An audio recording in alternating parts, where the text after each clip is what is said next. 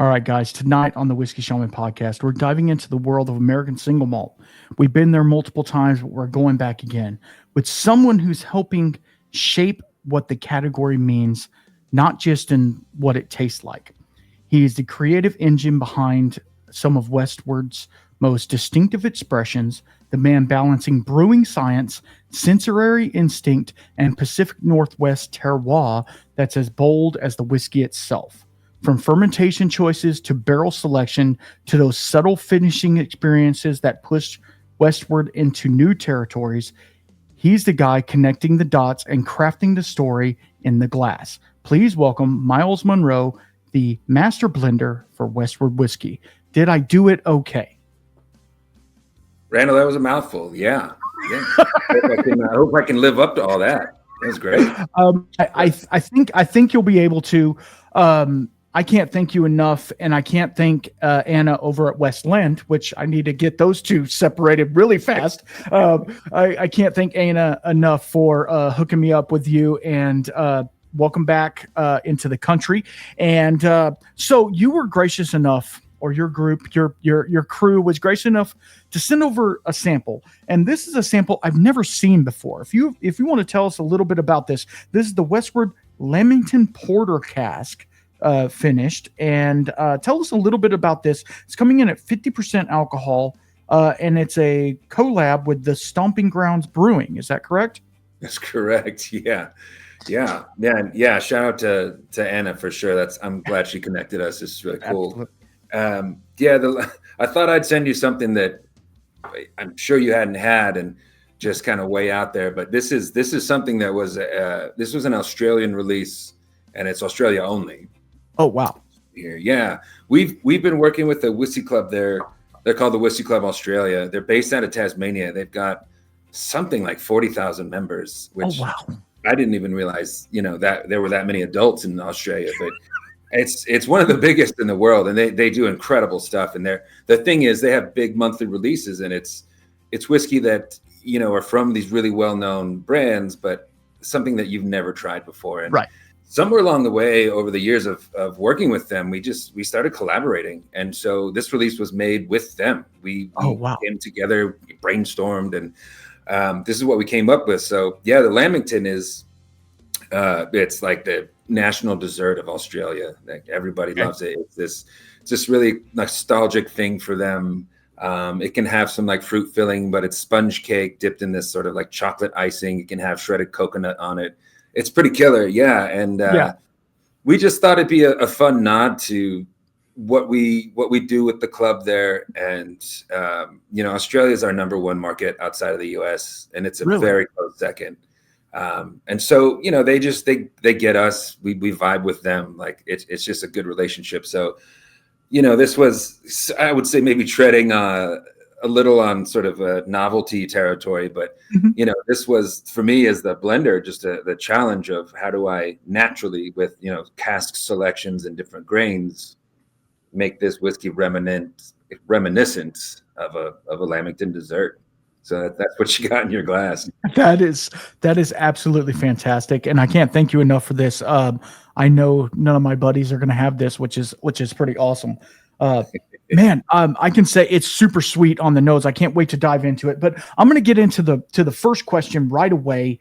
When you're blending Westward, what invisible decisions do you make that most consumers would never even guess actually shape the whiskey? Stuff like yeast behavior, small sensory notes, or tank to barrel timing. Wow, that's a great question. And actually, I'm gonna crack a beer. Absolutely. Please. And I've got some whiskey, of course, as well, before we dive in here. Let me see. So my computer's dying. We're back. Cracked a beer, and my computer said good night. Exactly. You're off work. That's it. We're done, right? Well, okay. Yeah, I mean, my approach to blending really comes from a background of working in restaurants and loving food.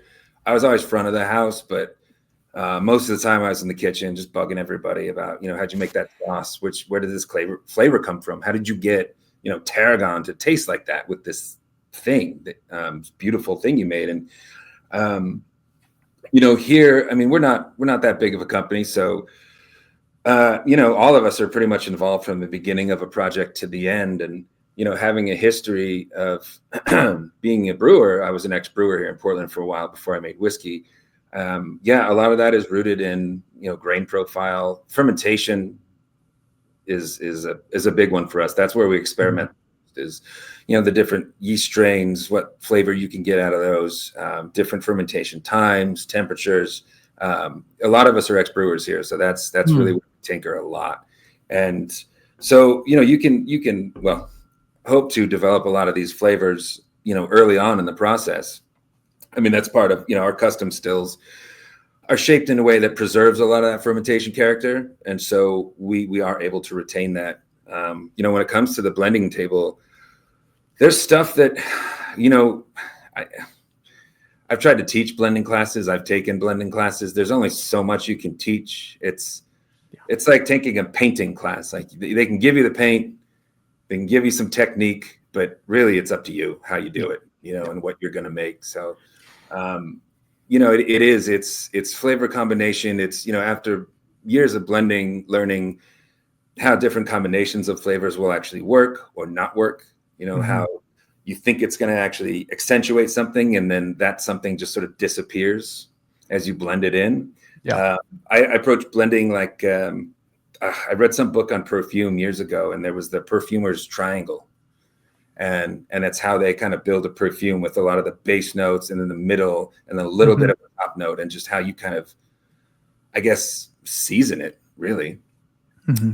So that's my approach, and I honestly, I think I could blend the rest of my life and still continue to learn. That's like the craft of it, right? Like, it's never ending. Right. Yeah. It's like continuing education, right? It's one of those things where you learn something every day, and if you're not learning something, you've screwed up or something, because there's a definite learning curve to blending, like with anything else, obviously, but like there's a learning curve to it, to where, like, it has to fit this certain profile, and we can get into different profiles and stuff like that, which obviously this offering that you gave me doesn't necessarily fit your standard flagship profile, right? That you would send out to market for everybody. But when you're blending something that's a little off the, not off the wall, but off normal profile, you kind of have the freedom to make it, man, it has a weird good, tannic note or something like that in it. And you just kind of ride with that and maybe add a little bit of this or that to it. And so it's really like you're playing with the different barrels that you have. And we can talk about your barrel warehouse and stuff like that, but you're talking about all the different finishing items that you want to do. And it just kind of depends upon how complex you want to make it. Right. And it's not, I mean, you can make it as simple as it's the base spirit with a little added something on top, or it's the typical 5-year with some 8-year on top of it, just to make it more rounded or something like that. So, I mean, it's really, and when you do a finishing cask and you're trying to create a profile with it, I'm sure that's a lot more difficult. And the cool thing is I'm guessing, and this is putting words in your mouth, and I'm sorry if I'm wrong. That's why a lot of the stuff is batched, correct? Like, it's like batch 1 or whatever. Like, we're probably never going to be able to recreate that specific one. Everyone's a little bit unique. Sure. Well, we have our sort of main 4 SKUs that are pretty much, you can find them anywhere. And those, I aim for consistency and flavor for those, but only to a certain degree. I think that even our main offerings should evolve over time. Not that's like, so sudden that you don't recognize what Westward is, or that maybe the average consumer could even, discern. But I feel like our palates change and evolve as we age and try more things. And so why shouldn't the whiskey? I think that part of, we were started in 2004, and, you start making a single malt in a country that there were maybe 2 or 3 people, very small producers doing that, then that, right.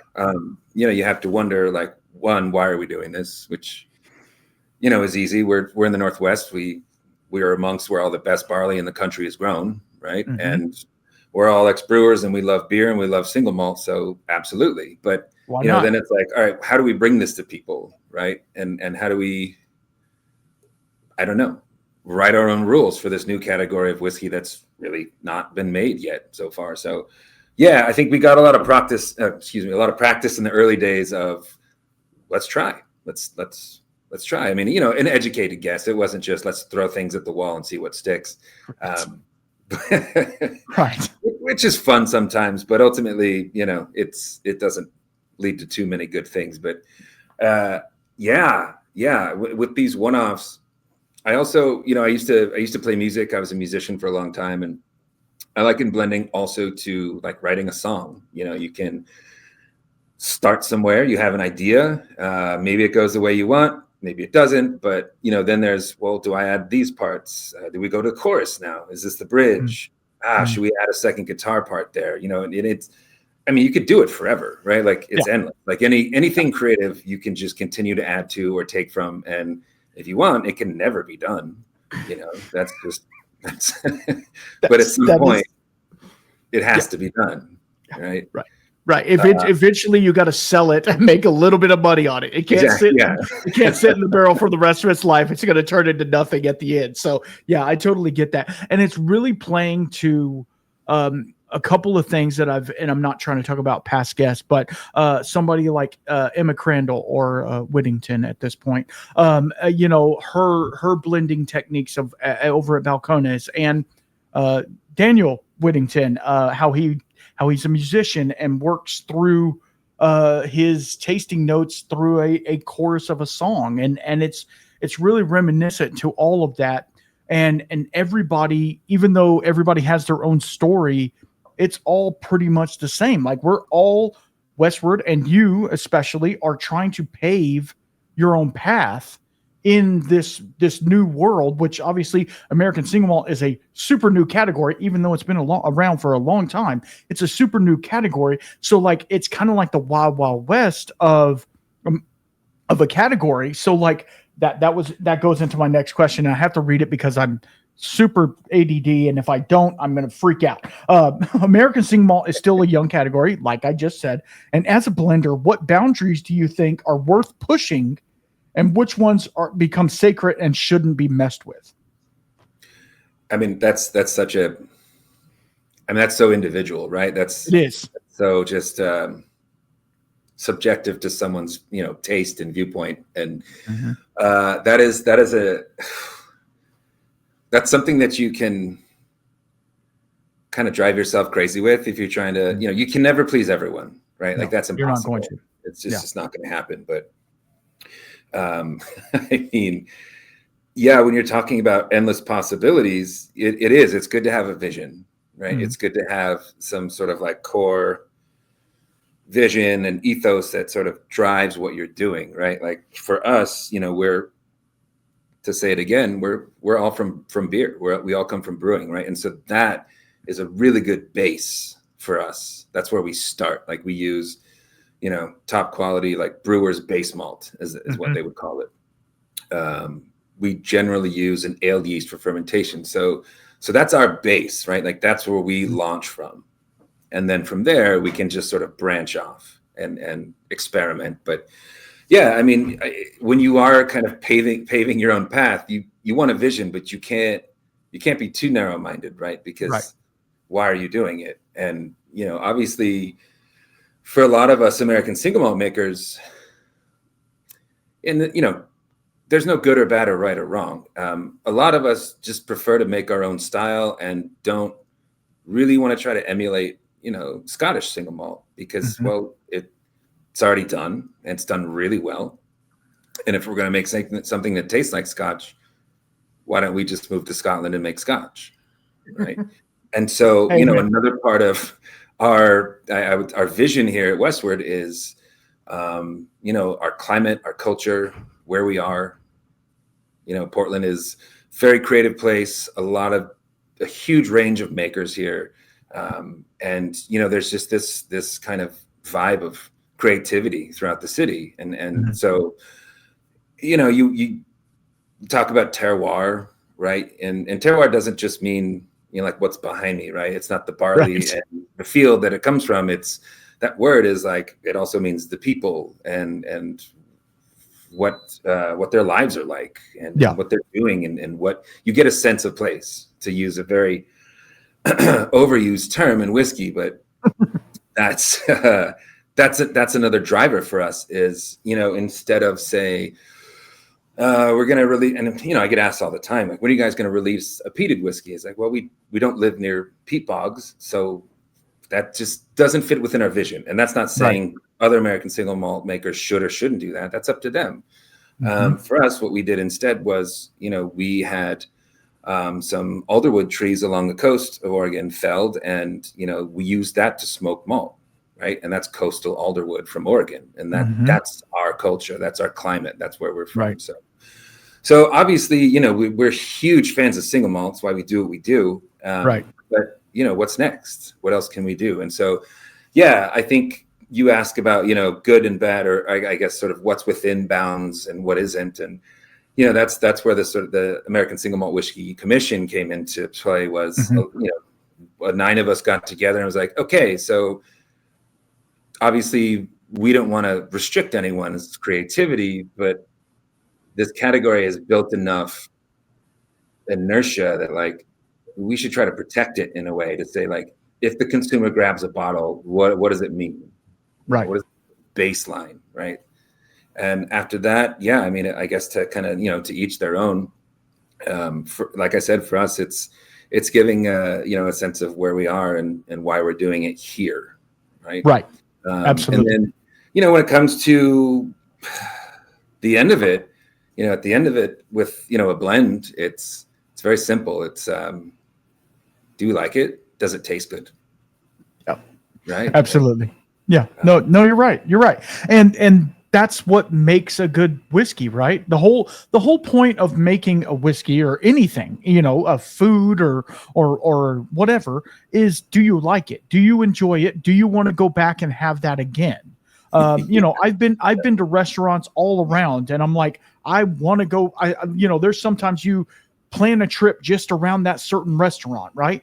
And that's kind of how you want Westward to be, right? You plan a trip, you're going to Westward, and then you're going to do the stuff around Westward, and that's kind of what you want. And I can say I've had 2 sips of this whiskey because I'm trying to nurse it. It's a Thursday night. I'm trying to take it easy, and we, and I will say that, like, I've never had a Lamington. Obviously, I'm not from Australia, but I can kind of figure I am from Central Texas, though, and I've had some really good peach cobbler or something similar to that, where it's has some fruit in it, and it has or a pecan pie, right?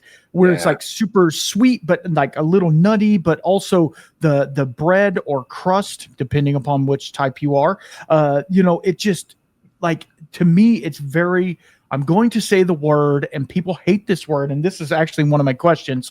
It's very unctuous, right?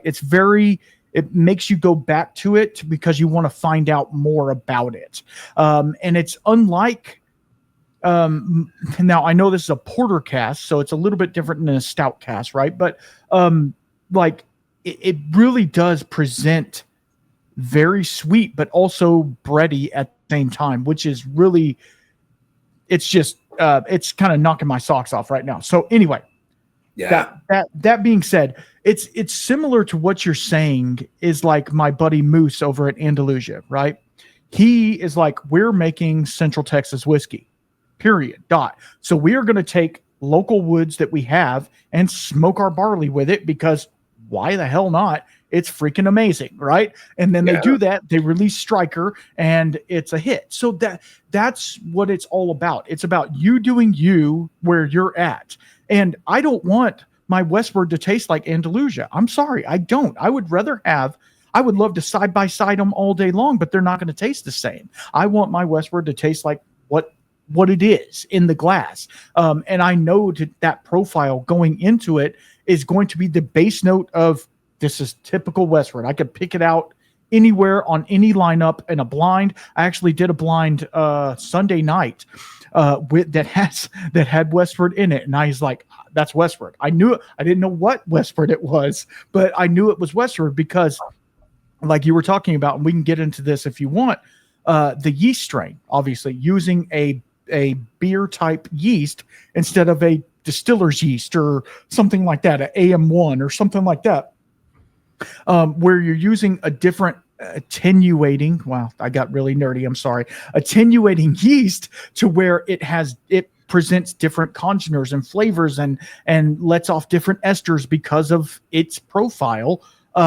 It's just so cool that I mean, I've been drinking whiskey for a minute, so I know my way around a glass, but that you can pinpoint that out, but I still didn't know what bottle it was. Obviously I couldn't bottle shot it, but I knew, I was like, that's got to be Westward. I knew it for just by tasting it, just because after you've had one or two, you kind of get that profile, like with anything else. And hopefully everybody has their own niche little things. Like Balcones has this one flavor, and Stranahan's has their very light and fruity flavor that's very approachable to everybody. They don't even say it's single malt, they just say it's whiskey, just drink it.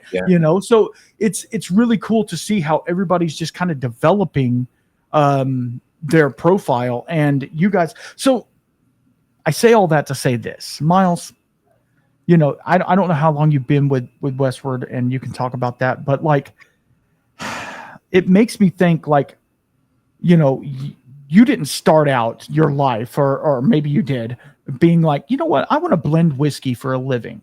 I think that would be a lot of fun. You look to me and this might be predicating or you look like a musician to me, somebody who would sit back and play a guitar and strum some chords and sing from the heart. And if that's true, then congrats to you. But what got you into the art of blending, and what made it what is now turned into a passion? Love that. And thank you for talking about that sort of, I guess, house flavor of Westward. I mean, right. I want to make sure that's in pretty much everything, right? I've actually rejected some releases because they didn't have it. Right. Okay. I want that to be distinctive. This is definitely Westward. Mm-hmm. And so thanks for pointing that out. And I love that. Yeah. You can just kind of grab onto it. Mm-hmm. What brought me to blending? Well, yeah, I mean, I was a musician a long time. I grew up in music. My dad was involved in the rock and roll business. And so I just was backstage at shows from a very young age. It became a language that I understood. And so, yeah, I mean, music was, and still in a lot of ways is almost everything for me. Mm-hmm. And to, I guess, sort of survive as a musician in the US, which is hard unless you're famous. Yes. I worked at restaurants, I worked at bars, and, that allowed me to, earn decent money. I could get shifts covered if I needed to go on tour. It was kind of similar hours, right? I was already used to, being a night owl as a musician. It all kind of came to be. And so, it was working in those environments that got me to dive deeper into spirits, to dive deeper mm-hmm. into wine. I was actually, was headed towards wine there for a little while. I was studying for my WSET, first exam. Wow. When I was also working at a whiskey bar in Kansas City, Missouri, and I was maybe 22, 23, and just got dropped into the deep end, and went from, I like whiskey to I am obsessed with whiskey, pretty quickly. And so things started to kind of shift. Also, the drummer in my band at the time was bringing all this amazing craft beer to practice. That this was 2002, 2003. So just all kinds of stuff coming down the way. I'm sure. We've never tasted before, and it just kind of clicked that that's what I wanted to do, and it seemed like a really cool creative process. And slowly but surely, it just kind of took me away from music, which I don't regret. But right. yeah, it started with those kind of ideas of putting together flavors, how they come to be, really diving into wine, then learning about whiskey, and then seeing that, beer is eventually whiskey when you distill it, right? Like one becomes the other. And so I was off and running, went to brewing school, moved to Portland, and started brewing. But yeah, the idea was to get to whiskey. And honestly, that's as far as the plan went. That was it. That was it. Was okay. I started, so here we go. It kind of fell into it, and then next thing you know, you're sitting here right now talking to me, and it's like, what the hell happened? No. So I've been with Westward for 13 years. Yeah, man. It's congratulations, dude. That's a lot. Okay, so I'm going to ask another backstory question. What type of music did you play when you were in the band? Oh, metal, noise metal. Yeah, I love it. When I was a teenager. Okay. Yes, like heavy stuff. Yeah. Okay. So I'm going to ask you a question about that. So there's a newer band out, and I'm sure you've heard of them, called Sleep Token. Have you? Okay. I've heard of them. I'm not like too familiar with their music. Okay. Yet. So, I would say their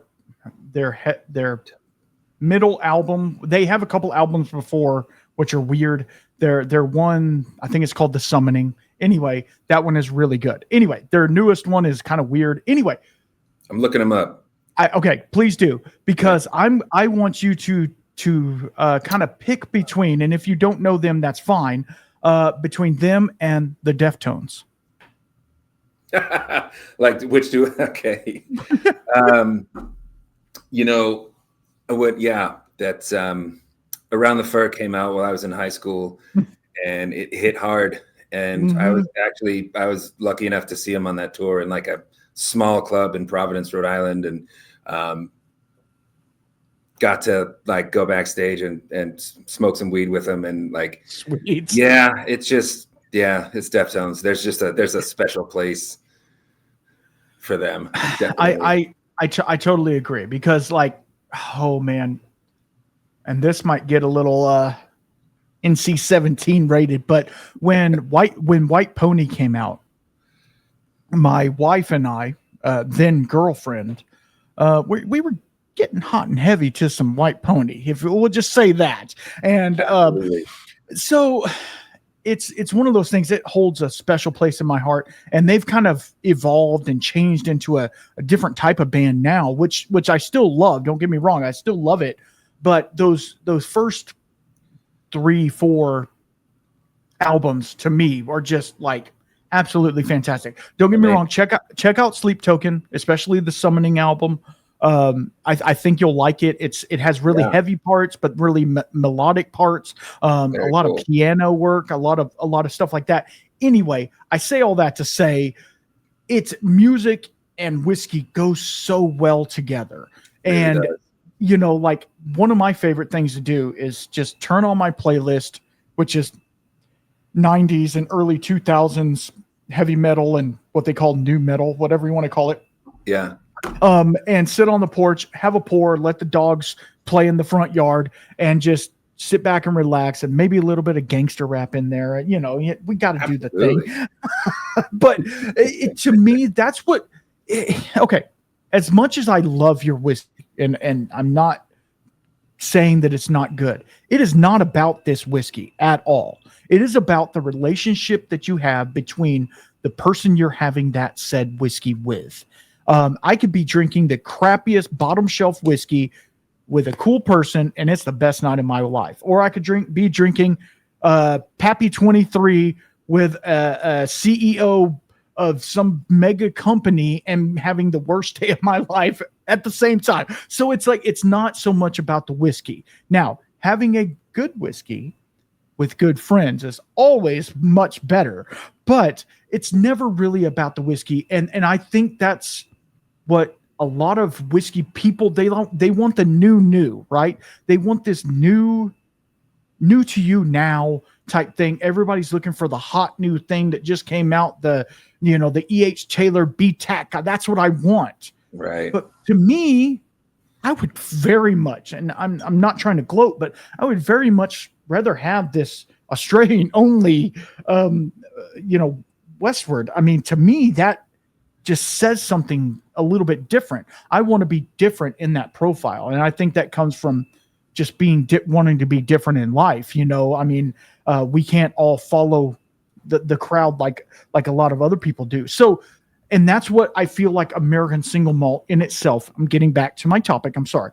That's why I go on rants a lot. I'm sorry. I feel like that's what American single malt is doing. It's paving its own path. It's staying true to tradition, which tradition means the grain forward profile, which means the malt is present. You want it to be there. Scotch-like, but not Scotch, right? This is not Scotch because it's aged in new oak, and it's 4 or 5 different types of barley and stuff like that. So it's not Scotch, but at the same time, like it's not a bourbon, obviously, and it's not a rye. So but it's like more. It's like in the middle between a bourbon. Like I know people that love Westward, and I know people that love Stranahan's, but they don't like McCarthy's, for instance. They just can't do that, which I understand because it's a different profile, right? McCarthy's is trying to go for that Scottish style peated, single malt, which is absolutely fantastic. And, Bartolomé is doing an amazing job up there right now. She really is. I do too. I mean, obviously, you can go back and look at my profile, especially in the last 4 months.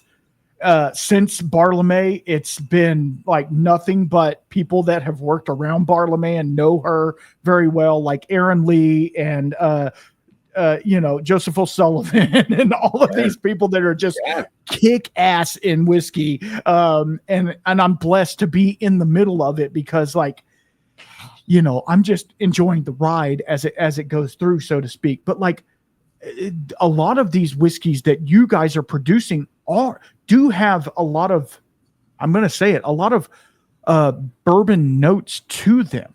And is that on purpose, or is that just a matter of fact?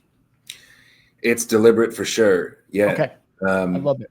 And I'm seeing some cool connections here too. You talk about all these great, craft whiskey makers that we all run in the same circle.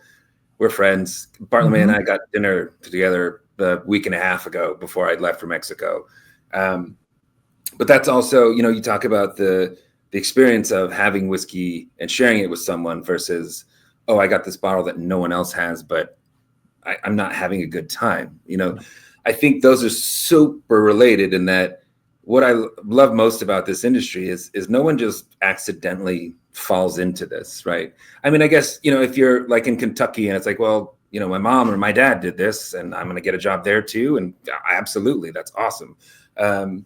It's you have a passion. There's it draws you in, and it's not an easy industry. So you've got to really have passion, and be a little crazy to actually fully commit to it.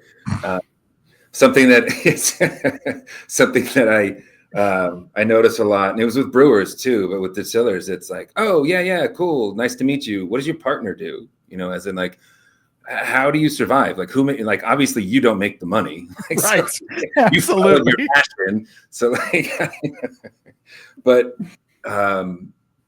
it's to your point. I think those things are directly related. And in that way, it really is a fun industry, and you don't. It's rare that you come across someone that's just I'm just going through the motions. This is just a job. I clock in and I clock out. I could be doing whatever. That's very rare in that way. Yeah, absolutely. And you don't. If it ever gets to that for you. And I'm not telling you what to do because you do what you want, obviously. But if it ever gets that way, you need to reevaluate what you're doing, because it's am I doing this just to get a paycheck, or am I doing this because of the love of the game? I've been a master plumber for a long time. I've been 25 25 years in the plumbing industry. Nice. 15 years as a master plumber, 15 years owning my own business. And I love plumbing. Obviously, it's a thing. I love helping people. I love the fact that I can fix that. Not the fact that I'm going to replace this and you're going to have this brand new hootie hoo, whatever. Right. Like, I can fix this old faucet that's in this turn of the century house. I can fix it and make it work like new. And that's part of the craft, right? Whereas when I grew up, we were plumbers. Now they're technicians, right? They go on Google and they find out what they need to do is, AKA sell them a new whatever, Doomaflatchy or whatever. There's no skill in the game anymore. And luckily for American Single Malt, especially, there's still so much skill in the game, because there's a lot of people, and I'm not going to name any of them. Not a lot, actually. There's a couple of people that are doing American Single Malt that aren't doing it the best way. They're kind of just, how do you say, pressing the buttons, and they're making a single malt, Clearmont Steep. Anyway, they're making a single malt, but that doesn't mean it's good, right? Sure. And that's the thing. The flavor needs to meet with what the end result is. All right, I got a good one for you. Are you ready? I just want to follow up on that a little bit. Please do. You talked about a craft, right? Like, what you do is a craft, and you consider it a craft. That's your approach. Amen. Right. And I think that's the same for a lot of us is this is a craft. This is my dedicated thing that I do. Right. This is it. And, I hope people like it, because this is what I want to do. Yeah. But yeah, that to that end of, like you for the love of the game, as you said, and it makes a huge difference. I mean, even kind of going back to your point of, there's some bourbon notes in Westward. Is that deliberate? Yes. Like, absolutely. I mean, that goes back to, again, helping to start a category of whiskey that didn't exist. And what does that mean for us? Like, what does that mean for Westward? And part of that was, well, look, I mean, we're going to, this is a single malt, but it's made in America, right? So tag it with whatever name you want. It's an American whiskey, right? It's made here. And so, okay, what are some hallmark characteristics of American whiskey, right? And so that decision was made to we'll go into new American oak, because the American whiskey drinker will immediately latch onto the vanilla and baking spice, the coconut, those notes that you get from charred new American oak, and so I do feel like we bridge that gap in a way, in that if you're a single malt fan and you prefer that like grain forward whiskey, like you'll get that. And if you're a bourbon lover that's more into heavy, influence from the barrel that kind of balances with the spirit, you have that too. So, I mean, that is 100% deliberate. This is American whiskey, our style for sure. Yeah. Awesome. That it makes a lot of sense, because, when you're going through the profiles of different types of whiskey, right? American single malt is it's really broad in its profile, where, Scotch stays in this area. Irish obviously stays over here. Rye whiskey, you have those rye notes, and that's pretty much where you stay. There are some outliers, right?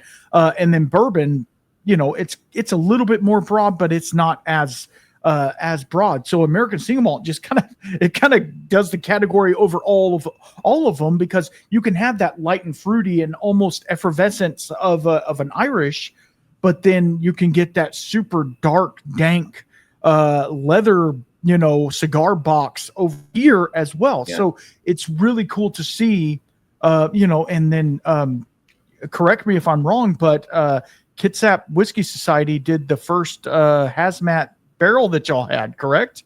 Yeah, it's just about to be released, or just was today, I think. It's a thing, right?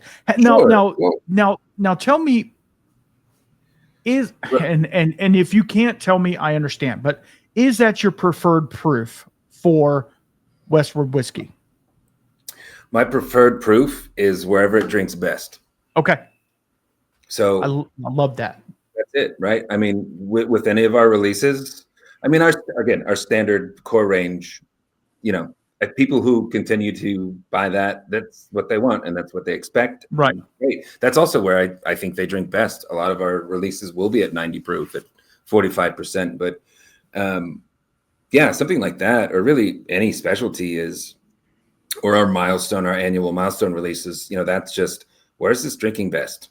Right. That's it. And, I hope you are able to get a bottle of that Kitsap Hazmat, because it, just like our cask strength at 125, drinks well below that. Like it is dangerously drinkable. It is not going to just torch your throat.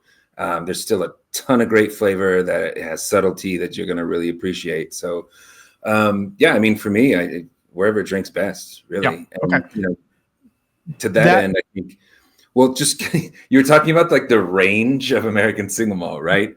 Right. And I love, I don't get it so much anymore, but a lot of times people would ask like, hey, do you think there's going to be, regions that sort of pop up like Scotland, right? You have Highlands, Lowlands, Campbelltown, Islay. And I say, I have no idea if eventually it will become that, but what I can say is, I think American single malt makers are approaching this more like winemakers. Like, yes, this is Pinot Noir, but this is how I make it.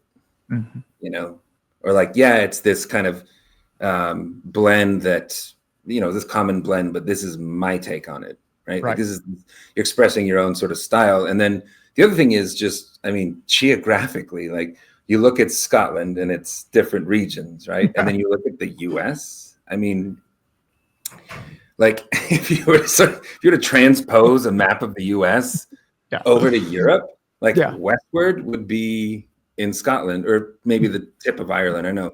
And then like say like Virginia distilling, right? It would be in like Turkey. Yeah. Right? Like it, so you can think maybe some regions are going to pop up, but it's just such a vast area. No, it really is. I just don't see that happening, and that's okay, right? We don't need to have regions. I will say, a lot of the single malt coming out of the Northwest, like there are some similarities, which I love. Absolutely, and it's the same with Texas as well, right? We're getting some similarities in Texas single malt as well.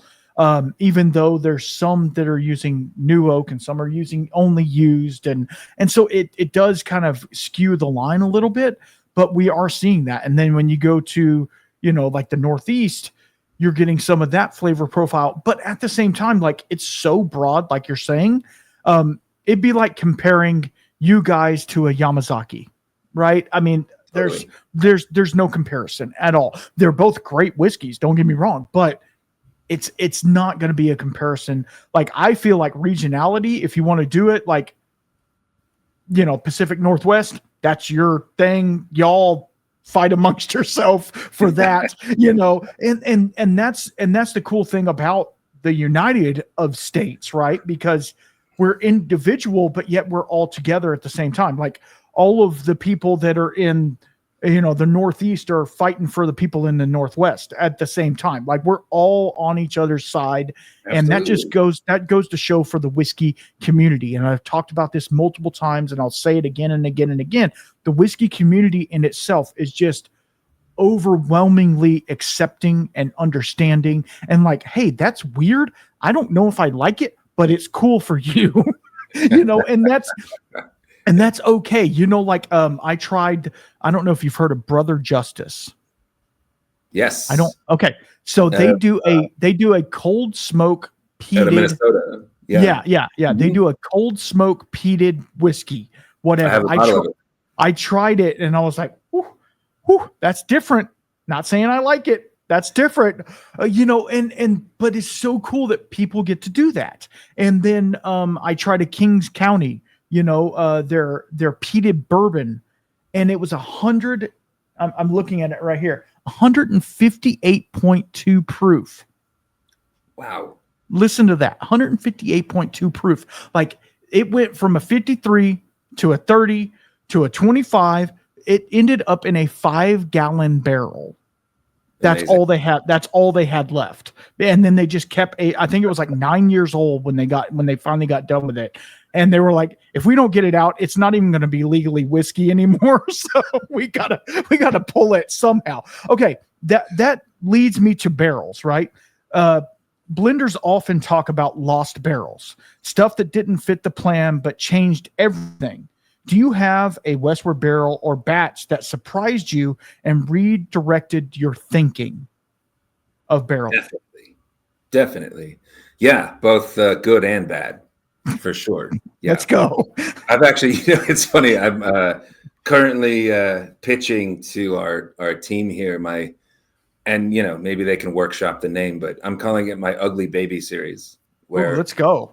Like, okay, we thought it was going to be this way, and that's the thing, right? Like we experiment. It's not these like risky chances, but we are always tinkering, and sometimes it just doesn't work out. I mentioned earlier, like sometimes it just doesn't fit the flavor profile that I want, and so it's out. Or sometimes it's just way out there, and it's like, well, maybe we'll just keep that in the barrel and see what happens, right? So, and we have our own club, right? Like Westward, we run our own club. It's national, and of course, our club members have a ton of feedback, which I think is great. I love their opinions and their thoughts and their feelings. And,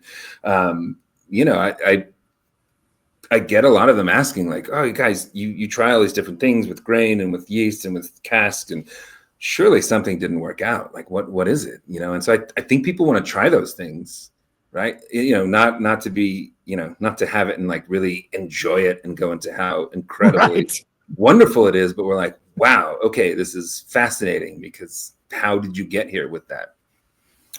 And then, on the positive side as well, there was, one of our bigger markets also outside of the US is Taiwan. And I was over there a couple of years ago with our importer, and they had this big get together with 100 of their distributors throughout the country all came together, and I was giving a presentation, and unbeknownst to me, they paired our 4 core expressions with like these like classic Taiwanese street food dishes.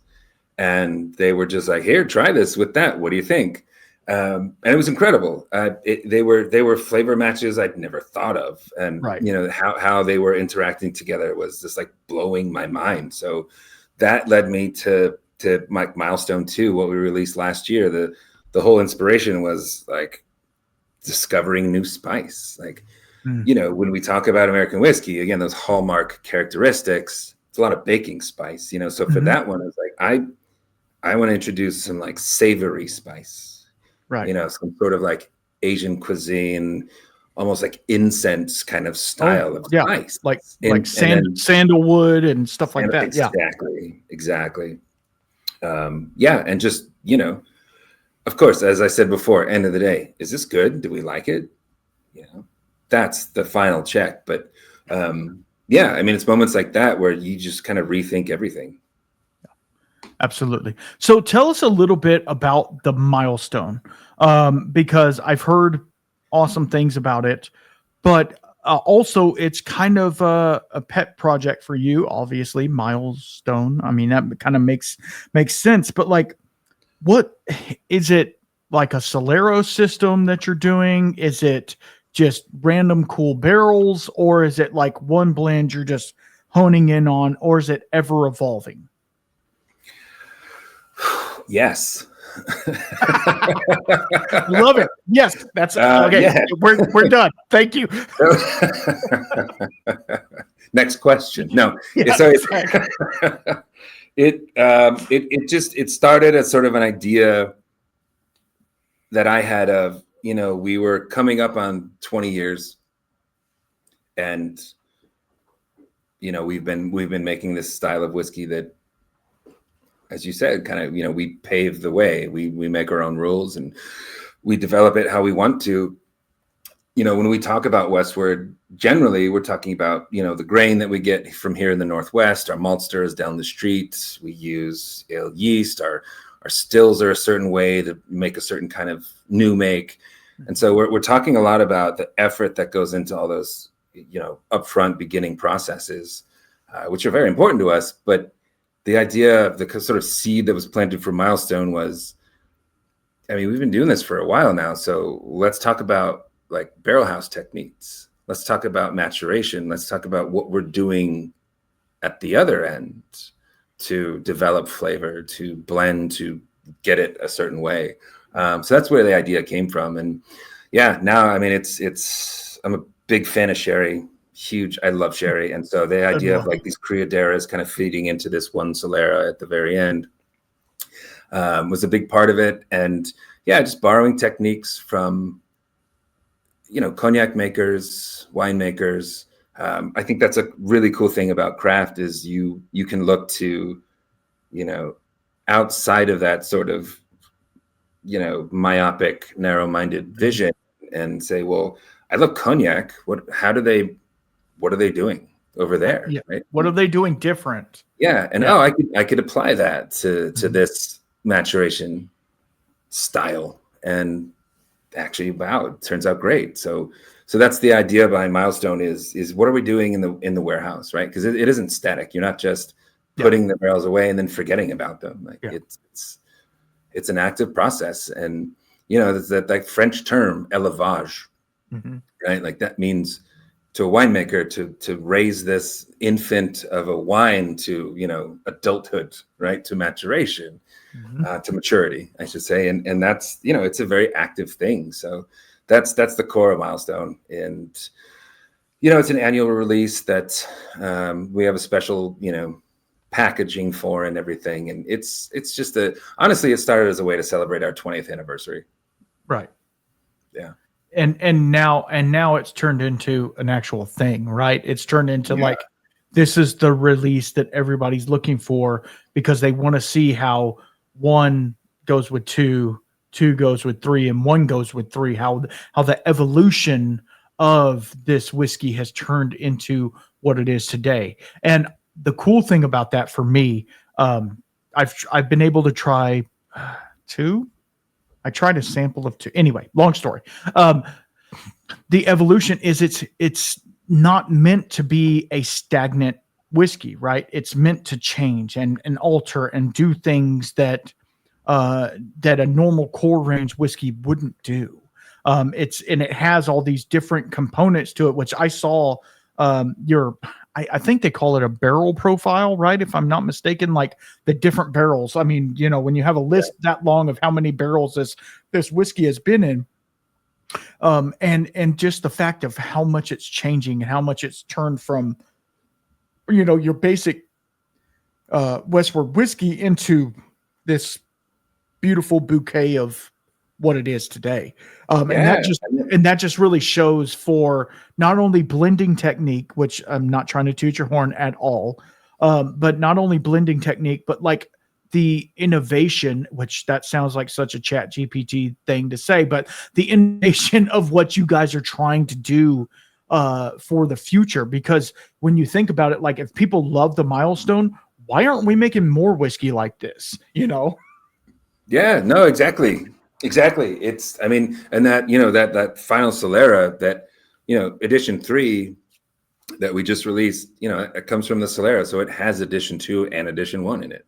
Right. Like that's the sort of infinity blend, that is the Solera system. Right. And just exactly the sort of evolution, like what, all right, American single malt, we're over 2 decades into it. What's next? Where are we going with this? Yeah, absolutely. What have we learned? Let's keep going, right? Because I mean, this isn't some kind of flash in the pan. We'll do this for now, but maybe something else. Like we're, a lot of us core pioneers are like, we're planting a flag in the ground, and this is just the beginning. Absolutely. And why not? Yeah. Okay, so I got maybe a funny question, but yeah, hopefully it'll come through. So you're the master blender. So be honest with me. Have you ever smelled something randomly in normal life, like a Sharpie marker or the lumber aisle at Home Depot, and think that would make a great whiskey note? Yeah, absolutely. Yeah, 100%. Yeah. No, I will tell you, I was doing a blind the other, blinds are really the best way to kind of hone your palate in, because you get all the biases gone and all the things. Anyway, I was doing a blind, and one that pulled up was Whiskey Del Bach. And I know Mark very well. He's a great guy doing cool things down in Tucson. And I got Sharpie marker on the nose on it. And I was like, I don't normally get that note. Like, what is it? But what it was the single malt mixed with the mesquite. It was just giving me this Sharpie marker note. And I just kept smelling it. And I was like, it is either like Sharpie marker, or those markers that you smelled in school, like the Expo ones that were like almost like alcoholic, you're like, ooh, like you got high off of it. It was kind of like that. And of course it was a cast strength offering of Lost Lantern, obviously Lost Lantern Del Bach or something like that. Yeah, nice. But like, it was so cool to see that. And like, these are totally weird tasting and smelling notes. Right. And it's so cool to, once you get past the original, vanilla, cherry, brown sugar, all the things, like you're able to dive deeper into it and be like, and of course you can talk about this. Taste is very much subjective, right? And so it's going to be what I'm feeling right now, what I've ate for the day, what I've had to drink, all of the things, right? But it's also like, it's situational, and it's also a memory. Like, you're going back to a memory. And if you don't know what my grandma's cookies smell like, how the hell are you going to know what they are? Right. Like, my grandma's cookies don't smell like your grandma's cookies. I guarantee it. So it's just so cool how whiskey can be so the same, but so different at the same time. Well, that's how you add complexity in, right? Yeah. And I'll go back to that, sort of like inspiration from, people who make perfume, right? Like you talk about something like musk, right? Like on its own, it's disgusting. Yes. But like the tiniest amount in a cologne, ethereal, amazing, just beautiful, right? And so that's where you get, an idea of complexity, right? Is a hint of something that maybe on its own actually isn't that great. Like you get a hint of that marker. Like, right. Would you want a whiskey that just smelled like felt pen? No, of course not. No, but a little bit of it, actually it does something. Like, yeah, for sure. Yeah. No, definitely. That's for sure. Oregon, it's, we're, so in Portland, we're in the bottom of this valley, right? And to our west, we've got the coastal range, these big mountains, and then the Pacific Ocean. So, in an hour and a half, you can be at the ocean, and you're in an entirely different climate. Yeah, you can cross the mountains, the Cascades to the east, and then you're in, like alpine forest and lakes. Then you're cruising out, and you're in the grasslands, and then you're in high desert. You're at 5,000 feet, and there's plateaus, and it's just an entirely different climate as you go and go and go. And so, it's really doing a lot of traveling around Oregon that I get inspiration for, like, oh my God, like I'm driving past this field of like meadow foam honey. I'm like, I would love to have some of the aromatics of like meadow foam honey, or, just like the plants themselves growing, in a whiskey. Like that would be incredible. Or, you hit the high desert of Central Oregon here, and it's all sagebrush and juniper. Amazing. Like, it'd be great to incorporate that. I absolutely, that happens all the time, for sure. Okay. So then that leads me to my next question. Y'all have a smaller team over there, and out of the entire Westward team, who has the most dangerous palate? The person who says something like, I'm getting rubber duck dipped in Earl Grey tea, and somehow they're right. God, it's kind of all of us. Yeah. We're it's pretty wacky. I will say I learned in brewing school that I'm a super taster. And so I'll use like really weird esoteric tasting notes that make no sense to anyone else but me. But yeah, we have a good range of people. Like I do know also that I have a huge sensitivity to astringency and tannic. I think it's part of being a super taster. Like I can't drink green tea. Like it's just the worst for me. But so I do know that I have that blind spot. So I look to other blenders on my team when we're putting a blend together to say, like, do you feel like this is overly tannic, or how do you feel about this balance? Because to me, it's really woody, and sometimes it's not to people that don't have that sensitivity. Anna, who is on the blending team, she has a form of synesthesia that she has to put headphones on and have white noise. Wow. To kind of, I don't know, sync up brainwaves in a way that like smells make sense. Yeah. And so it's wild to see her tasting notes without white noise. And then, with her headphones on. Oh, I bet that's awesome. How that comes together. Awesome. Yeah. It's pretty amazing, for sure. And then, I've got, I know you asked who it was, and I'm naming everyone, but it the most dangerous. Yeah. It's hard to say. I think that, so Otis, who's no longer with Westward, but he was my like main guy on my blending team. He would actually go outside and like burn down a Winston before he would come back in and start blending, because that would like sort of bring him back to zero, right? That was his neutral. And then, he would be dead on with stuff that,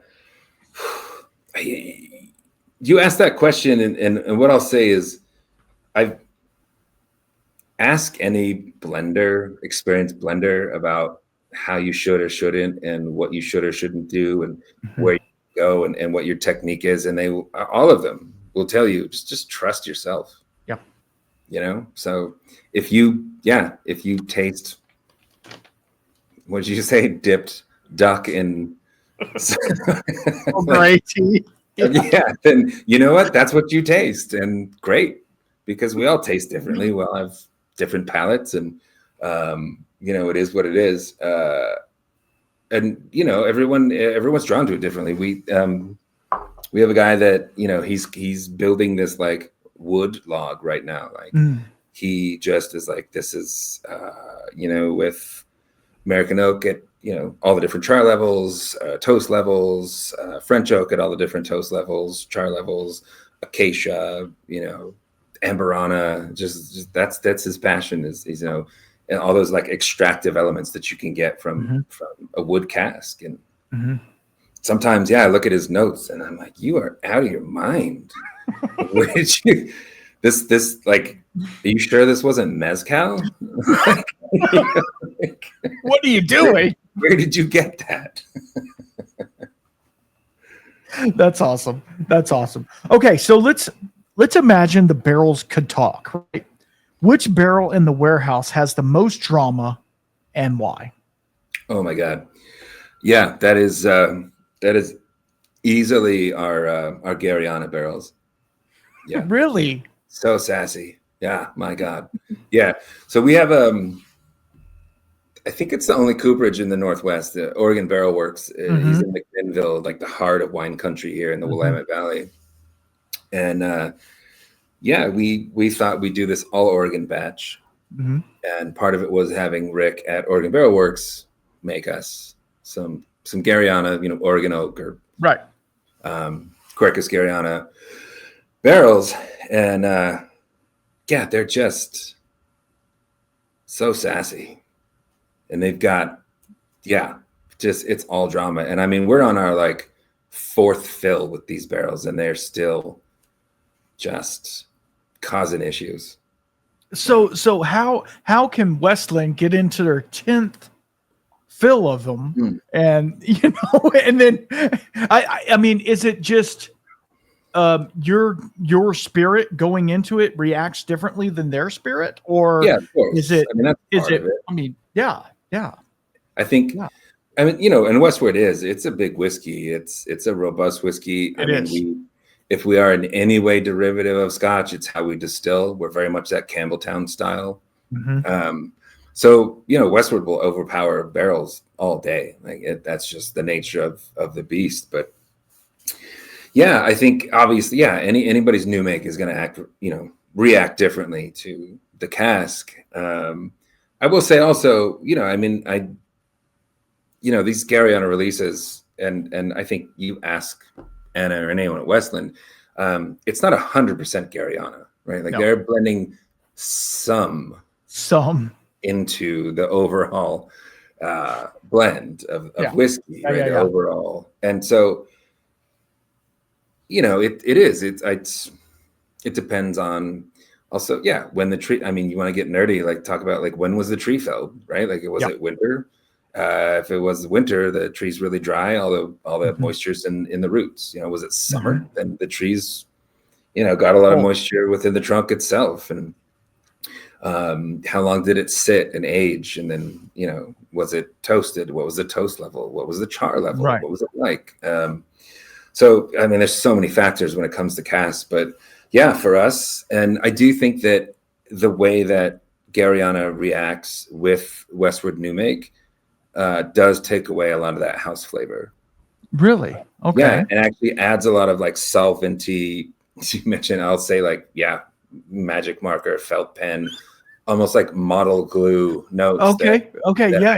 Don't want in a whiskey. Right. But it's so those barrels have a lot to say. Yeah. Okay, so I'm going to ask you a blending question. So this is a serious question. At what point in a long blending session do you start to question your life choices and wonder if water actually exists? I love that. There's there are blending sessions. We sit down at the table. We've got our samples. We've got our target in mind. And sometimes within 45 minutes, it's like, wow, like, yes, I love this. Leave it alone. This is perfect. Other times, we spent half a day on this blend and it's driving people crazy. And you have to put it down and just get back to it tomorrow. And those moments are tough. Those moments are, you wonder like, wait, do I know what I'm doing? Yeah. Am I good at my job? I don't know. Yeah. But, I guess sort of it's kind of the theme I'm giving here is, I feel like that's with any creative process. Some days, you try to do it and it's like, it's not happening today. No, like it's just not, and that's okay. Put it down, get back to it another time. And that's kind of life, right? Because like there's days we wake up. It kind of reminds me of Limp Bizkit, right? Some days you just don't want to wake up. But it's like there's some days where you're like, I'm just not feeling it today. Like, and being a blender, somebody who's making the whiskey what it is, it really does, it needs you at your best, right? Because if you're like, man, I'm feeling a little, I got a little sinuses, or I got a little something going on, like I don't want it to askew my palate and screw up an entire batch of whiskey that we're making. And luckily you have a team and everybody's working with each other, which is really great. But also you're like, man, there's some days where you're just like, it's not going to work. And then other days you feel like, I'm the best person ever at this job. So like, it kind of is an ego stroke and a punch in the face at the same time. Absolutely. Yeah. I mean, it's not like, okay. So I grew up playing a lot of baseball but it's like, that's a fixed situation, right? Like there's rules. Everyone has their place. Like you don't know what your next pitch is going to be, but the rest of it, pretty much you understand, right? And so you practice and you watch the tapes and you do your thing and you get better. And I mean, I think blending to some degree is also that way, really. But I mean, it's not that structured, right? It just isn't, in that you can have a sense of what everything else is It's just never going to be that way. And No. I don't know. I like that. I think that probably, some really big, well-renowned legacy worldwide brands, they do have that. It is what they do. They do not mess around with unknowns. Right. They have their sources, and it better be the same every time. And then, they sit and they go through it, and they have their ratios. And I think that's incredibly hard in its own right. Definitely. It's just, I prefer the sort of unknowns, the creative side of the craft, right? Yeah, for sure. Exactly. So talking about legacy brands, they're sometimes, and I don't know this for a fact because they won't answer an email from me, but when they're doing their blending, sometimes it's 1,000 barrels, right? So what is your largest barrel count that you've had to blend together? Yeah, I mean, for our core range, it's 30 to 40. Okay. Something like, the big release for that Lamington cask that you've got there, that was 80, 85 okay. barrel. But that's once every like 3 years. So right. Generally we're at about 35 casks, and that's going to max out, some of our blending tanks. Like that's where we're at. And right. Yeah, I mean, you understand that, the more you add, the better chance you have at this sort of consistency, right? Right. And that's just kind of how it works. So no, I mean, we're still, I mean, I don't know if you can call it small batch. I don't know what 35 barrels for a bottle is. I think we'll have to come up with a new marketing term. Yeah, no, I think for bourbon, it's like under 30. I mean, and the laws are skewed a lot with that. So, right. Okay. I have 2 more questions. One, and Miles, I don't know how you feel about this, but I feel like we're barely scratching the surface. So, I don't feel bad, or maybe do feel bad if I reach out to you again in the future, and maybe you and the head distiller and whoever else, the janitor or the bottling person or whoever, the guy who's at the gate letting people in, want to talk to me. That's great. But the final question is, if you had to describe your blending style as a mythical creature, what creature would it be, and what part of the whiskey making process does its superpower come from? Wow. Mythical creature. I'm sorry. No, that's great. I mean, I have to say, like, I am not a big sci-fi guy, or even like fantasy guy. So okay. I feel like my options here are limited. It's okay. It can be Bigfoot. It's fine. I mean, I would say smog. Oh, yeah. There you go. Yeah. I'm fond of when we start a blending session, I say, well, it's clobbering time, right? We go. And that's not to say that we don't appreciate subtlety and we don't have nuance in our whiskey, but it's I think it's just our style is right. a lot of flavor. I think balanced, but a lot of flavor. And I mean, I guess I'm not so protective over my barrels as Smog would be with his treasures, but I would say, just kind of head first right into it. And I mean, to me, it's the best way to sort of get rid of the I don't know, the anxiety or even the infinite possibilities of creating something, of blending, is just like go in and start. Just do it. Do it. Go right in. Mm-hmm. That's my off the cuff. Okay. That's what I got. So let's say somebody in the audience, and I'm calling to you guys. Somebody in the audience wanted to start blending, and they wanted to say they had 5 whiskeys at their house that they're like, you know what? I want to blend some American single malts together. How would you get them started on that? Yeah.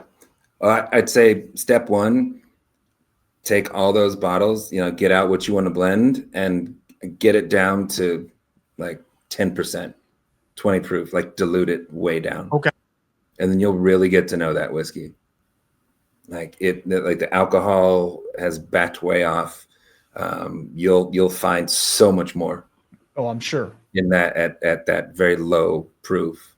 And yeah, just try them and sit with them. Also, and this is something that I don't know, maybe I'm getting on my soapbox now, but this is my new thing is I'm trying to let people know that they should let their whiskey sit in the glass like they would let their wine sit in the glass. Absolutely. You know? Like, don't just pop it, put it in a glass and start drinking it. If you want, great. But if you really want to get to know that whiskey, I mean, it's perfectly acceptable in the world of wine. That's why my whiskey is still sitting in the glass. I mean, it's still like it's ever evolving. Absolutely. And, so why not with spirits, right? And I think, you let it sit 15, 20 minutes in its glass, some of that alcohol is going to evaporate.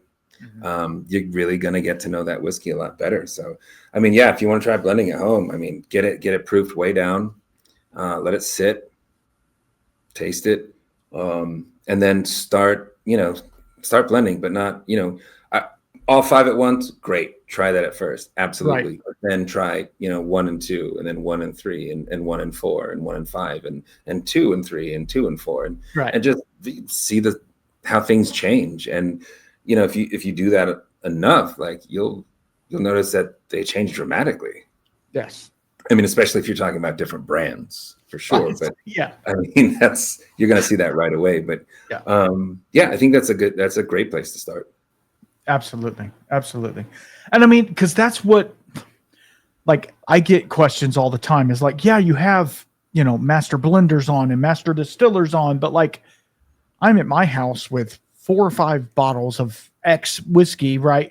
And I want to try what they're talking about. And, a lot of people are like, well, just do it. But I mean, it's not just do it, really. There has to be some sort of technique. And I've talked about technique a couple of times with it, but like, it really is, like you say, you either got it or you don't got it. Like if it becomes to where a lot of your blends are just turning out bad, maybe you don't, not to say you don't have the knack, because you can always learn something, but like, maybe that's not for you.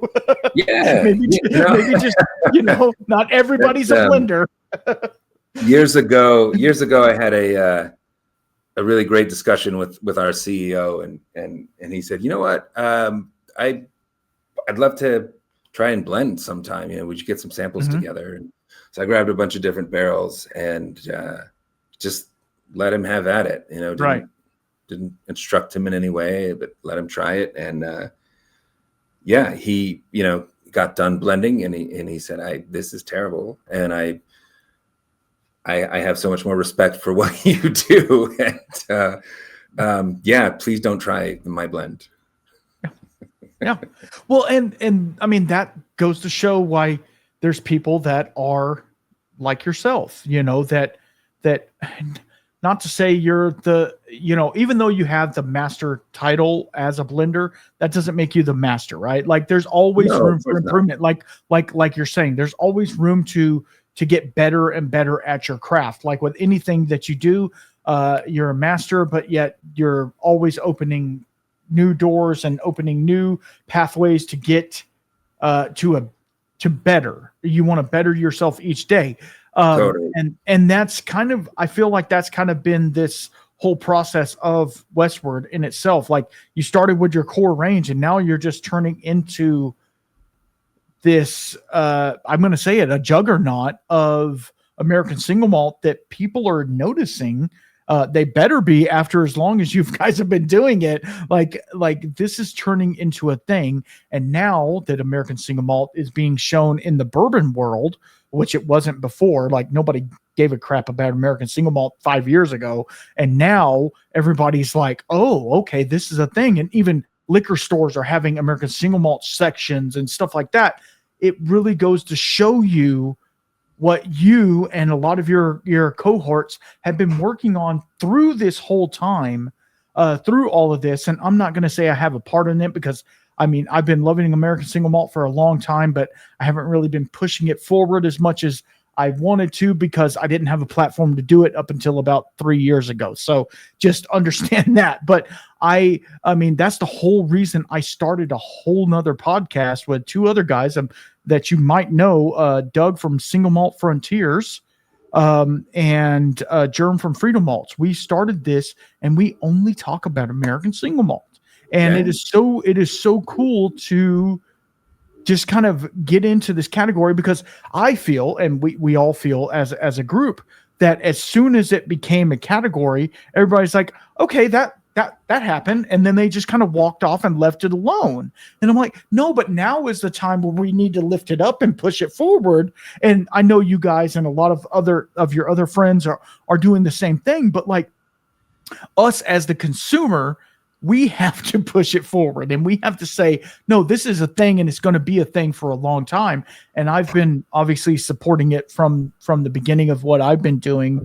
But it's just really goes to show everything that y'all are doing, because it makes my job even easier when you're producing amazing products like you sent over today. I mean, I don't even know how to explain to you how much fun this whiskey is. And I'm barely, an ounce and a half into it, and I can't wait for it to open up in the bottle and all of the things, because obviously micro oxidation in the bottle is a thing. And is that why you're using natural corks? Yeah. Okay. Yeah, that's real cork. Absolutely. Yeah, 100%. Okay. Yeah, no, I that does all the good things we want, for sure. Absolutely. Absolutely. Because I've seen some of the synthetic corks that are so tight, they don't let any air infiltration in at all. So you're like, okay, this isn't going to get anything other than the little bit of air that's in the bottle, right? So micro oxidation is a huge thing, and I can't wait for this. Okay. Let's talk about if people wanted to buy some Westward whiskey, where would they go? Yeah. So, I mean, we're in most states in the U.S. You can go to westwardwhiskey.com. I'll have it linked down below. There's a locator, like a finder. You pop your zip code in, and you'll see who's carrying us in that area, for sure. Another great thing to do, I mean, and that's our original, right? Our flagship. Mm-hmm. That's the one that we've always made. Everything else kind of branches off that one there. And that's, stout cask and Pinot cask and our cask strength. Those are our four that are out there. Right. But, if you're interested in more, also, I mean, go to the same website, westwardwhiskey.com. Our club is national. It's free to join. Shipping is included. And once a quarter, we're releasing something that we've never done before. Generally, I mean, sometimes the members request a second round of something, and we'll do that. But yeah, that's I think a great way to kind of see what we're up to, and also come visit us. I mean, Portland's great. Our food scene's amazing. But yeah, come to the distillery. We've got a beautiful tasting room. We'll take you through the whole distillery on a tour. We've got some of those, fun under the counter, tasting room only things that are fantastic. But yes. Yeah, I mean, for the most part, you can, pop your zip code in and see where we're at. But we're nationwide. Awesome. And that's what's really cool about what a lot of whiskey brands are doing right now. And what about on, some of these other chains like Seelbach and Keg and Bottle and all that? Are you distributed through some of them as well? Absolutely. Yeah. I mean, a lot of those, we've done a lot of single barrel picks with them as well. Seelbach's. We also, we work with Flaviar quite a bit. I've done like custom blends for some of their releases. Where I think we're in their advent calendar this year. Oh, that's really cool. Done single barrel picks with us. That's the other thing is, what I really have been getting into recently is doing single barrel picks or custom blends for whiskey clubs. Something like Jay West with Take or SLB Drinks out of Indiana. They're they've got the following that's like ready for more, right? That's us, that's us to a T. Is yeah. You scratch the surface, but like there's so much more. So let's get into it. So we're, Kitsap Whiskey Society, we're just we're down for that. And I think that's a great way to really check out what we're up to. Awesome. Well, Miles, you said it on the nose. We're just scratching the surface, and I can't wait to get into round 2 very soon, where we can dive a little deeper into your blending practice and all of the things that you guys are doing over there. I can't thank you enough for hanging out with us tonight. I know time is precious, and I don't want to keep any more of your time away. I'm sure you've got other things to do. You probably need to eat dinner and all the other things. So I appreciate you so much for being on here. And thank you so much for sending over the sample. What I'm going to do is I'm actually going to do a giveaway and give away a couple of samples of this as well to some of my listeners, because I know they're going to want to try it as well. So y'all stay tuned for that. Miles, stick on real fast. I want to talk with you, but y'all be good. Make sure you're drinking water, because we're getting into that season where people tend to drink whiskey a little more recently. During the holidays, we want to drink a little bit more whiskey, but you got to stay hydrated through all that, because you don't want it to become an issue. So y'all be good. And until next time, keep your spirits up. Peace out.